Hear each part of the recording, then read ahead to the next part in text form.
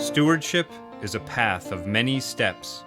The steps that woodland owners take are linked to their goals, values, and their vision for their land. In Baldwin, Maine, northwest of Sebago Lake, a community of woodland owners is taking shape.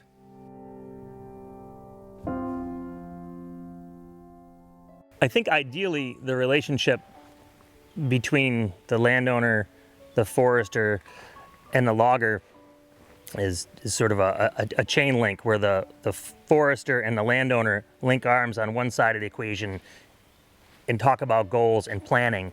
And then on the other side, the forester links arms with the logger and they take to the woods together.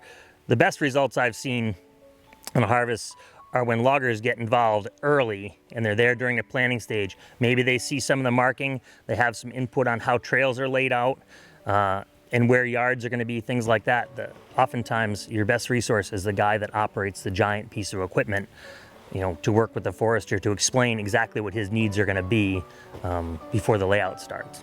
The trees we are selecting are based primarily by the trees we're leaving. A lot of the trees in here are early successional species. They're aspen, they're birch. They're short-lived and they probably won't live too much longer. So while we're in here releasing the red oak, we're going to take out some of these poor quality trees. Primarily we look at the crown of the tree. We decide how much room it needs to develop and what needs to come out to give it a little bit more room to photosynthesize, expand their crown and increase their growth rate. The good trees in here are primarily red oak and white pine.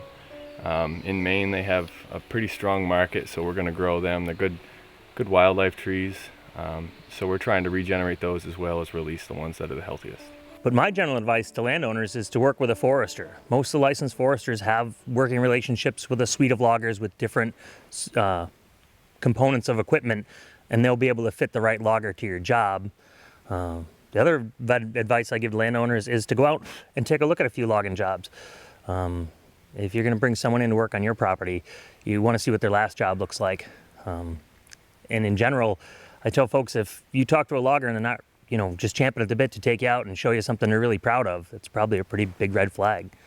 The loggers have been pretty good. I think has gotten better more recently with the increasing age of the forest and more hardwood that's quality for saw logs, better income produced from this. I felt that during some of the early work, the woods roads that I had deteriorated, partly because maybe the work being done in winter was difficult to get access at times. Particularly, we had some early thaws, and then the ground was soft, and so we lost some road access that had been pretty well preserved in the past. So I'd like to get back, maybe not just to that point, but extend the road access that we have somewhat beyond that. One of the biggest concerns is the control of water and during a timber harvest and maintaining